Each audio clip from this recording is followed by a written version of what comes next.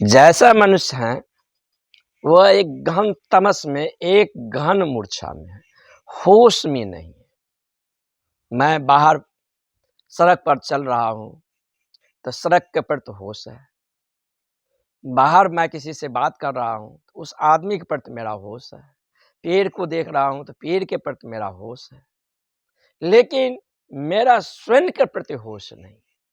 हमारा जो होश है वो डबल एरो में नहीं है, वो सिंगल एरो में है। तो बाहर जब मैं किसी दीवार को देखता हूँ या पेड़ को देखता हूँ या मैं किसी मित्र से बातचीत कर रहा हूँ तो उसके प्रति तो होश है, लेकिन मेरा होश स्वयं सेल्फ के प्रति नहीं है। या इसे यूँ कहें कि मेरा होश ऑब्जेक्टिव तो है, सब्जेक्टिव नहीं है। ध्यान का मतलब है कि होश जो है ऑब्जेक्टिव भी होना चाहिए और स्वयं सेल्फ यानी सब्जेक्टिव भी होना चाहिए। दोनों ओर उसमें फल लगा हुआ होना चाहिए। अभी जो हमारा होश है वह परीत के प्रति मैं कॉन्शियस हूँ, लेकिन स्वयं अपने ही प्रति कॉन्शियस नहीं हूँ। स्वयं सेल्फ के प्रति कैसे कॉन्शियस हो जाए, इसके लिए भगवान बुद्ध के द्वारा जगत को एक अनुपम दान दिया गया है, विपश्यना। इस मार्ग को गोल्डन मार्ग कहा गया है, मध्यम निकाय कहा गया है, इसीलिए बौद्ध धर्म को मध्य मार्ग कहा गया है। जागने के लिए बहुत सारे विधि को उपयोग किया जाता था।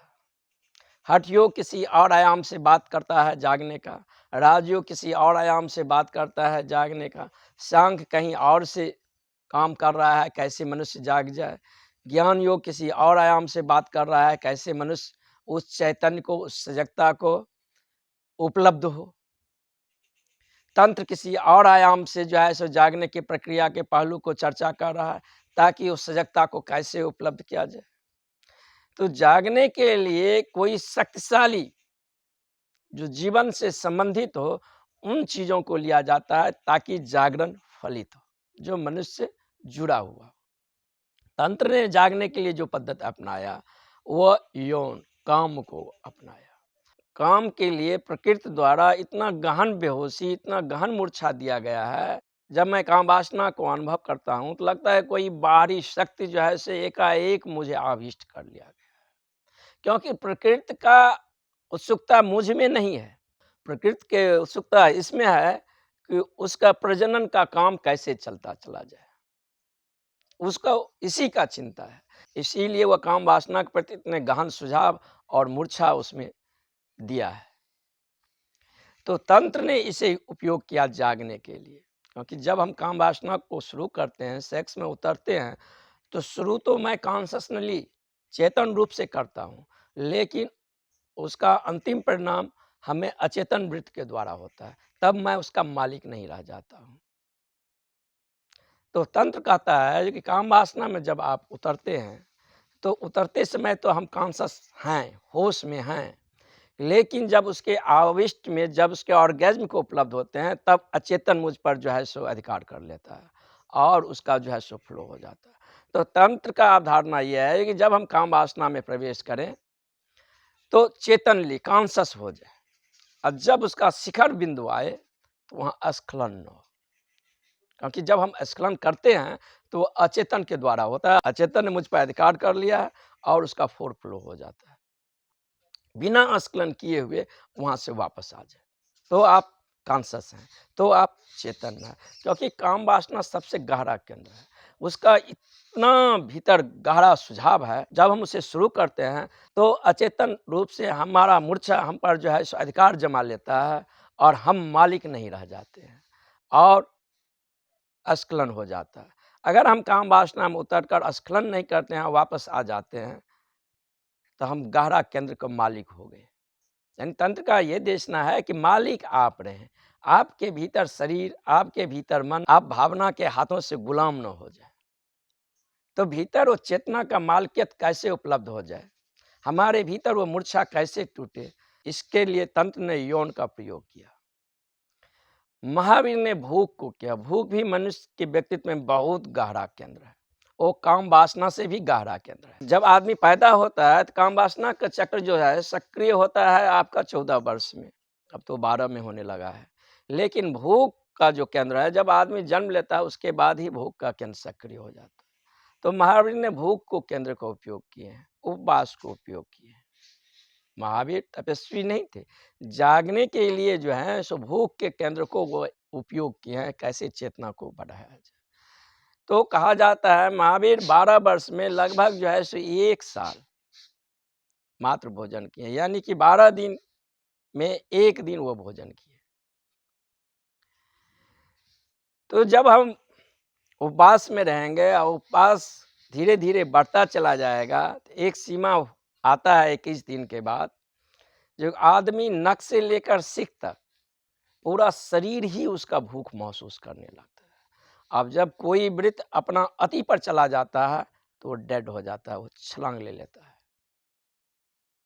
तो जब भूख अपने तीव्र रूप से जाग जाएगा तो वह चेतना पर छलांग ले लेगा, क्योंकि साधक उस अवस्था में वाचिंग करता है, सजगता पूर्वक होश से मात्र वो देखता रहता है।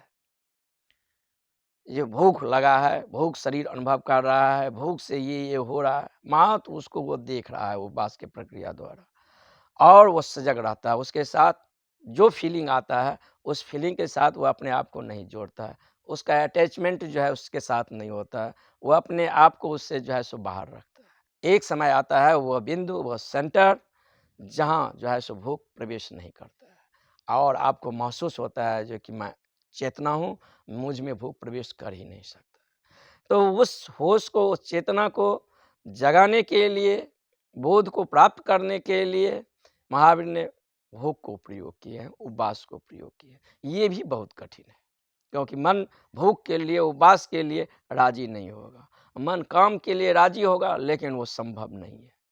मन छलावा दे सकता है। कभी करोड़ों में एक साधक जो है स्वतंत्र के मार्ग को ग्रहण करता है, क्योंकि उसमें बहुत खतरा है। क्योंकि तंत्र के साधक जब अपने प्रेमी या प्रेमिका के पास जाते हैं तो एक दूसरे के पास ऐसे जाते हैं जैसे मंदिर में प्रवेश कर रहे हैं। वह वासना से भरा हुआ नहीं जाता है, क्योंकि वासना जब ही आ गया तभी जो है सो गुरु उसे रोक देता है। वर्षों उसकी तैयारी होता है, होश को, सजगता को जब साधक उपलब्ध कर लेता है तब उसे काम में उतारा जाता है। ये देखने के लिए काम जो मनुष्य के भीतर है वह एक गहरा केंद्र है। क्या अब तुम इसके प्रति होश में रह सकते हो? अब इसके प्रति तुम सजग रह सकते हो? वह एक डिवाइस था तंत्र का, ताकि इसके द्वारा कैसे सजगता को उपलब्ध किया जाए। तो मन इसके लिए राजी होगा लेकिन ये संभव नहीं है। बुद्ध ने एक न्यू डायमेंशन, एक नया आयाम चेतना को दिए हैं। वो दिए हैं एक तीसरा ध्रुव, वो श्वास। जब मनुष्य जन्म लेता है तभी से उसका श्वास जो है सो शुरू हो जाता है। माँ के पेट में जब वो रहता है तो माँ के श्वास के साथ उसका श्वास जुड़ा हुआ रहता है। बच्चा जो है सो नाभि के द्वारा माँ से जुड़ा हुआ रहता है। माँ के भोजन से उसे पोषण मिलता है, माँ के श्वास से उसे श्वास मिलता है। माँ की जो भाव दशाएं हैं उसी प्रकार के उसके भीतर भाव दशाएं, चित्त की दशाएं वो महसूस करता है। जब वह बाहर आता है गर्भ से तो वह नाभि के द्वारा जो नाल है उससे माँ के द्वारा वह जुड़ा हुआ रहता है। नाल को काट दिया जाता है, बच्चा एक पृथक व्यक्तित्व होता है, तब वह पहली बार श्वास लेता है। इस श्वास के प्रति बुद्ध ने कहे हैं जो कि हमें होश रखना है, सजगता रखना है। तो इस श्वास के प्रति हम होश और सजगता कैसे रख सकते हैं? तो श्वास वह बिंदु है जो शरीर और आत्मा दोनों को जोड़ा हुआ है। कहा जाता है जब तक श्वास है तब तक जीवन है, श्वास गया जीवन गया। तो श्वास जब हम लेते हैं तो वैज्ञानिक तो यही कहते हैं श्वास का काम जो है सो खून का फिल्टर करने का काम में उपयोग होता है, लेकिन श्वास का काम फिल्टर करने ही तक के लिए साधन के रूप में सीमित नहीं है। श्वास उस बिंदु को टच करता है जिस बिंदु पर चेतना और शरीर दोनों स्पर्श किया है, दोनों का मिलन बिंदु है। उसको टच किया फिर बाहर गया, फिर आया फिर टच किया फिर बाहर गया। तो बुद्ध कहते हैं जो कि जब हम श्वास को लेते हैं तो विपश्यना को 3 चरण में बांटते हैं। पहला तो ये बांटते हैं एक पेट के प्रति, पेट यानी नेवल, नेवल से 2 इंच ऊपर पेट का उठना बैठना, इसके प्रति हम होश से भर जाएं, सजगता से भर जाएं और उसका उठना बैठना लगातार देखते रहें। जब हम श्वास छोड़ते हैं तो पेट नीचा गिरता है, जब श्वास लेते हैं तो पेट ऊपर जाता है। तो नाभ से 2 इंच ऊपर हम उसका उठना बैठना को देखते रहेंगे, क्योंकि नाभ का जो केंद्र है वो जीवन का केंद्र है, वहीं से हम जीवन से जुड़े हुए हैं। जब हम उसे देखते रहेंगे तो हमारे भीतर एक केंद्रीकरण का, एक सजगता का दीप हम बन जाएंगे और उसके द्वारा पूरे शरीर तक वो सजगता का सूरज, वो सजगता के आग पूरे शरीर के हर एक कोष तक पहुंच जाएगा। दूसरा कह रहे हैं, आप अपने पूरा कृत्य को, आपका उठना, आपका बैठना, आपका चलना, आपका खाना, आप जब नहाते हैं, जो भी कृत्य दिन में करते हैं, जब बोलते हैं, जब मन में कोई विचार आ रहा है या कोई भाव आ रहा है, इन सब के प्रति होशपूर्ण हो जाए, सजग हो जाए। ये थोड़ा कठिन है, क्योंकि एक साथ इतने कृत्यों पर होश को रखना थोड़ा कठिन है। शुरू के साधक के लिए थोड़ा बहुत कठिन है, जब तक कि उसके भीतर एक केंद्रीकरण का, एक क्रिस्टलाइजेशन का जन्म नहीं हो जाए। तो दूसरा पहलू जो है, पेट के प्रति हम होशपूर्ण हो सकते हैं। तीसरा बुद्ध कहते हैं कि नासापुट के प्रति आप जो है होश को, सजगता को उपलब्ध हो। श्वास जब आपको नासापुट को स्पर्श कर रहे हैं तो उसका जो शीतलता महसूस हो रहा है, उस शीतलता के प्रति, उस स्पर्श के प्रति सजगता हो। क्या कि सांस जब हमारे भीतर गया है, नासापुट को स्पर्श किया है, वो जो वायु हमारे भीतर एक शीतलता को वहाँ पर महसूस हुआ है, उसके प्रति हम अवेयर हो जाए, होशपूर्ण हो जाए। क्योंकि उसको महसूस ही तब कर सकते हैं जब वहाँ मैं मौजूद हो जाऊँगा, मेरा होश वहाँ मौजूद हो जाएगा, उसके प्रति मैं सजग हो जाऊँगा, तब वो उसको मैं महसूस कर सकता हूँ। श्वास ने इस नासापुट को छुआ और हमें कैसा फ़ील हुआ। फिर श्वास जब बाहर निकलता है, फिर नासापुट को स्पर्श करते हुए वो गर्म श्वास बाहर निकल रहा है, उसके प्रति भी आपको सजग होना है, होश को उपलब्ध होना है। तो हम जितना अपने श्वास के प्रति होशपूर्ण होंगे, सजग होंगे, जितना इसके प्रति जो है सो हम कॉन्शस होंगे, हमारे भीतर धीरे धीरे धीरे धीरे एक केंद्र का जन्म हो जाएगा। क्योंकि अभी जो हमारा व्यक्तित्व है वो परिध केंद्रित व्यक्तित्व है, अभी मुझे सेल्फ का पता नहीं है। अभी हमारा व्यक्तित्व ऐसा है जो एक हवा का बवंडर, जिसमें कोई पत्ता जो है हवा के साथ उड़ने लगे या कोई जो है डस्ट उसके साथ बहने लगे। जब मेरे पास कोई ऐसा क्षण आता है, उदासी का आता है, तो मैं उसी के साथ डोल जाता हूँ। मेरा स्वयं का अपना कोई अस्तित्व नहीं है। प्रसन्नता का आता है तो उसी के साथ मैं डोल जाता हूँ। अपना उससे कोई मेरा अलग अस्तित्व नहीं है। जब मेरे पास कोई राग का क्षण आता है या विराग का कोई क्षण आता है या काम का या क्रोध का या लोभ का, जो भी हमारे वृत्ति हमारे साथ आता है, उसी रंग में मैं रंग जाता हूँ। मेरा कोई ऐसा अपना अस्तित्व नहीं है जिससे मैं उससे अपने आप को पृथक जान सकूँ। पूरे योग तंत्र का यही देशना है कि हमारे भीतर वो केंद्र कैसे जन्म हो जाए, जहाँ परिध पर जो मेरा व्यक्तित्व है, साइडो पर्सनैलिटी है, एक डोलता हुआ वृत्तिज है, एक डोलता हुआ व्यक्तित्व है, उससे अपना आइडेंटिफाइड जो हम किए हुए हैं वो टूट जाए और मेरा जो स्वयं निज का अस्तित्व है, जिस स्रोत से ऊर्जा निकल रहा है, उस सोर्स से पुनः मैं जुट जाऊँ। सोर्स का मतलब यानी अपने उद्गम से मैं अभी जुड़ा हूँ, लेकिन अचेतन रूप से मैं जानता नहीं। जैसे आपके पास मान लीजिए कि 5,000 रुपया है, आपको पता नहीं है, तो उसका होना न होना बराबर है। क्योंकि उस सोर्स और उद्गम से तो मैं अभी भी जुड़ा ही हुआ हूँ, अगर नहीं जुड़ा हुआ होता, तो मेरे भीतर कौन साँसें को फूँकता? मैं तो श्वास नहीं ले रहा। कौन खून को चलाता? कौन भूख को पचाता? मेरे भीतर जो अलाइव है, मेरे भीतर जो जीवन है, ये कहाँ से है? तो इसके प्रति अचेतन है, लेकिन मैं जान नहीं रहा हूँ, लेकिन उद्गम से अभी भी जुड़ा हूँ। लेकिन पूरे योग या तंत्र का ये देशना है, मैं उसको जान कैसे लूँगा? तो उसको किसी चीज़ को जानने के लिए हमें होश की ज़रूरी होता है। बाहर आपको दीवार दिखाई पे देता है या फूल दिखाई देता है या कोई सड़क से लड़की गुज़र रहा है या कोई पेड़ दिखाई देता है, तो उसके प्रति हम सजग हैं, तब मुझे वह दिखाई देता है। अगर वो उसके प्रति मैं सजग नहीं हूँ, वहाँ मैं उपस्थित नहीं हूँ, शरीर से उपस्थित हूँ, मन कहीं और चला गया है, तो मैं वहाँ शरीर से उपस्थित होते हुए भी वहाँ की वस्तु के बारे में मैं नहीं जान सकता हूँ। वहाँ मित्र के साथ मैं बैठा हूँ और शरीर ही मात्र बैठा है, मन कहीं और है, मुझे उसके साथ होने का अनुभव नहीं होगा। मैं पेड़ के पास या फूल के पास खड़ा हूँ, लेकिन मन वहाँ मौजूद नहीं है, तो पेड़ फूल है या नहीं है, इसका मुझे बोध नहीं होगा। इसका बोध इसीलिए नहीं होगा कि आँख के पीछे देखने के लिए वो ऊर्जा चाहिए, जो ऊर्जा जान रहा है, देख रहा है। वो अगर वो आँख के पीछे से मौजूद है, तो आँख अपने आप कोई वस्तु को नहीं देख सकता है। बाहर भी जो मेरे ज्ञान प्राप्त हो रहा है, उसके प्रति भी कहीं न कहीं हम सजग हैं, होश हैं, तब मुझे प्राप्त हो रहा है। ध्यान कहता है, ध्यान का मतलब है जो कि अब ये होश डबल एरो में हो जाए। माने बाहर के प्रति तो सजग हो और भीतर सेल्फ के प्रति। जैसे आप सुन रहे हैं तो मेरे प्रति तो सजग हैं। मैं बोल रहा हूँ ये आपको सुनाई पड़ रहा है, लेकिन स्वयं के प्रति सजग नहीं है।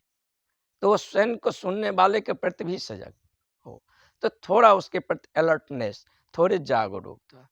तो इसके सतत बोध से, सतत हैमरिंग से ये धीरे-धीरे हमारे भीतर एक नया द्वार को ओपनिंग करता है, एक नया द्वार हमारे भीतर खोलता है, जिसके द्वारा अपने भीतर एक केंद्र का महसूस होता है, जिसे गुरुजेफ क्रिस्टलाइजेशन कहते हैं। जब उस केंद्र को हम उपलब्ध हो जाएँगे, तब हमें होश के लिए जो इतना हम प्रयास किए हैं, सजगता के लिए हम इतना प्रयास किए हैं, अब वो प्रयास नहीं होगा। तब सजगता जो है सो एफर्टलेस हो जाएगा, प्रयास रहित जागरूकता हो जाएगा। वो अपने आप ऑटोमेटिक जारी हो जाएगा। वो ऐसा जारी हो जाएगा जैसे श्वास लेते हैं, इसके लिए मैं कोई सजग नहीं हूँ, ऑटोमेटिक है। इस श्वास की तरह जो है सो सजगता अपने आप प्रयास रहित ऑटोमेटिक जारी हो जाएगा। तब आप स्नान कर रहे हैं या मित्र से बात करते हैं या प्रेमिका के पास हैं, जहाँ भी हैं, जैसे भी हैं, लेकिन सेल्फ के प्रति भी आप कॉन्शसनेस है, अपने प्रति भी पूरे होश में है। तो ये भीतर का केंद्रीकरण कैसे पैदा हो, तो बुद्ध ने इसके लिए विपश्यना का उपयोग किया है। तो पहला तो वो कहते हैं पेट के प्रति हो जाए, बिल्कुल सरल है। दूसरा कहते हैं आप उठते हैं, बैठते हैं, खाते हैं, स्नान करते हैं, जो भी कृत्य करते हैं, इन सब के प्रति जो है सो होशपूर्ण होते चले जाएँ। तीसरा कहते हैं कि नासापुटों के प्रति जो है सो होश को उपलब्ध हो जाए, काम एक ही होता है। और एक साथ तीनों के प्रति हो सके, प्रयोग और तीव्र हो जाएगा। तो आपको अपने सुविधा के अनुसार जो इसमें अच्छा लगे, पेट के प्रति अगर आप सजग हो सकते हैं, तो वह अच्छा है। अगर आप अपने दैनिक गतिविधि के साथ सजग हो सकते हैं और सर्वोत्तम है। और अगर आप नासापुट के प्रति श्वास का जो स्पर्श आ रहा है और श्वास जा रहा है, इन आने जाने के मार्ग के प्रति जो है सो आप बोधपूर्ण हो जाए, सजगता को उपलब्ध हो जाए, तो आपके भीतर वो केंद्रीकरण घट जाएगा। ये जो हमारे भीतर जब श्वास जाता है और एक क्षण के लिए रुकता है और फिर श्वास बाहर निकलता है, तो श्वास का आना और श्वास के जाना, इन दोनों के बीच एक गैप हुआ। वो जो गैप है वह हमारा केंद्र है। और एक श्वास बाहर गया, फिर एक क्षण के लिए रुका, फिर वह भीतर गया, तो एक जो हमारा केंद्र है बाहर है। तो ये बाहर और भीतर का केंद्र दो नहीं है, ये एक ही है। लेकिन विधियों ने कहा है कि अगर हम रस्सी के एक छोर से परिचित हो जाते हैं, तो अनिवार्य रूप में दूसरे छोर से हम परिचित हो ही जाएंगे। तो बाहर उस केंद्र के प्रति जानना से ज़्यादा सुगम मार्ग है अपने भीतर उस केंद्र को जान लेना। जब हमारे मस्तिष्क में कोई थॉट चलता है, विचार चलता है, जैसे मस्तिष्क में एक थॉट चल रहा है, राम घर आया है। तो राम घर आया है, तो राम और घर के बीच एक गैप जगह है और घर आया के बीच एक गैप जगह है। तो ये दो गैप जो है, ये गैप हम हैं। अगर इसके बीच गैप नहीं रहेगा, तो शब्द पर शब्द जो है सो चढ़ जाएगा। तो इसको हम कैसे उपलब्ध हो जाए, इसके लिए बुद्ध का ये जो देन है, ये विपश्यना, ये मनुष्य के लिए अनुपम उपहार है। गोल्डन मार्ग कहा गया है। न इसमें किसी प्रकार का शरीर को सताना है, न किसी प्रकार का उपवास है, न किसी प्रकार का जो है सो आरा तिरछा शरीर को परेशान करना है। जीवन जैसा है, सहज है, पूरा एक्सेप्ट है, मात्र सजगता को उपलब्ध किया जाए। कैसे सजग हो जाए, इसके विधि के साथ। तो इस विधि के साथ जब हम गहन रूप से काम करते हैं, तब हमारे भीतर जाकर वो एक केंद्र का सघन रूप से जो है सो बोध होना शुरू हो जाता है।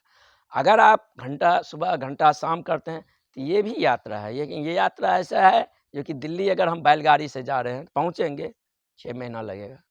लेकिन हम प्लेन से भी जा सकते हैं, 2 घंटा में पहुँच सकते हैं। तो आधुनिक जो आदमी है परिणाम उन्मुख है, थोड़ा जल्दीबाजी में, उसको परिणाम तुरंत चाहिए, तो गति ज़्यादा बढ़ा दो। गति कम करेंगे तो लक्ष्य दूर है, गति तेज कर देंगे तो लक्ष्य फिर दूर नहीं है। मेरे भीतर उस केंद्र का जागरण कैसे हो जाए, इस पर काम करने के लिए कंटिन्यूअस आदमी लगातार 24 के 24 घंटा सघन रूप से अगर काम करे ध्यान की विधियों के साथ, तो 3 से 9 महीने के भीतर उसके भीतर वो केंद्र का जागरण हो जाएगा। एक बार जब वो केंद्र का जागरण हो गया, तब ध्यान सहज है। तब आपका हंसना भी ध्यान है, आपका बोलना भी ध्यान है, आपका बैठना भी ध्यान है। आपके भीतर वो केंद्रीकरण घट गया है। अब अपने प्रति हमेशा जागे हुए हैं। अब यात्रा सहज हो गया, लेकिन शुरू में तो मेहनत कठोर है। शुरू में श्रम करना पड़ेगा, गहन करना पड़ेगा। सहज भी मार्ग है, बुद्ध ने इसे सहज मार्ग कहा है। विपश्यना के लिए 45 मिनट कोई सरल सा आसन, सरल सा मुद्रा में बिल्कुल बैठ जाएं, रीढ़ सीधा हो और श्वास के प्रति जो है अवेयरनेस हो जाए। 45 मिनट तक लगातार श्वास के प्रति अवेयरनेस हो जाए। उस श्वास का छूना, फिर भीतर जाना, फिर गर्म श्वास को नासापुट का स्पर्श करते हुए बाहर निकलना। इन श्वास के आने जाने के जो यात्रा पथ है, उसके प्रति हम अलर्ट हो जाए, सजग हो जाए। हमारे भीतर धीरे धीरे सजगता का एक द्वीप निर्मित होता है। ये एक बहुत सूक्ष्म ऊर्जा हमारे भीतर केंद्रीकरण होने लगता है। फिर 15 मिनट जो है सो आप बिल्कुल लेट गो में चले जाएं और अपने श्वासों पर होशपूर्ण रहें, सजग हो जाए। विपश्यना को चक्रमन के द्वारा भी किया जा सकता है। कभी शाम के पल अगर आप जहाँ भी हैं, तो जो आपका कदम का रफ्तार है उससे 50% कम कर दीजिए और धीरे धीरे जो आपका पाँव ज़मीन का स्पर्श करता हुआ जो चल रहा है, उस स्पर्श के प्रति, पाँव को ज़मीन को छूने के प्रति जो स्पर्श का बोध है, उसके बोध के प्रति होश रखें, अवेयर महसूस करें, सजग रहें। तो हम धीरे धीरे सजगता को उपलब्ध कर सकते हैं। कहने का एक ही इशारा है, आपसे जितना बन सकता है दिन में, चाहे वो स्नान करते समय पानी का वो ठंडक, वो शीतलता जो महसूस हो रहा है उसके प्रति सजग हो जाए, उठते समय सजग हो जाए, बैठते समय सजग हो जाए, खाते समय सजग हो जाए, टीवी देख रहे हैं उसके समय सजग हो जाए, जो भी कृत्य कर रहे हैं सजग हो जाए। और जब भी घंटा आधा घंटा अगर टाइम मिलता है तो बैठकर जो है सो विपश्यना 45 मिनट करें, 15 मिनट लेट गो है, 20 को उसमें विश्राम करें। ये श्वास मेरे भीतर कैसे ये सजगता का आग पैदा करता है, कैसे हमारे व्यक्तित्व में जो है सो दूसरा ध्रुव निर्मित करता है, जिससे मैं अचेतन रूप से तो जुड़ा हूँ, लेकिन चेतन रूप से मैं उसका महसूस नहीं कर रहा हूँ। उसके प्रति मैं चेतन कैसे हूँ, इसके लिए विपश्यना को गोल्डन मार्ग कहा गया है, मध्यम निकाय कहा गया है। ये बुद्ध के द्वारा संसार का एक अनुपम दान है। वह 2500 वर्ष के बाद भी आज भी उतना ही कारगर है जितना वह कभी पहले था।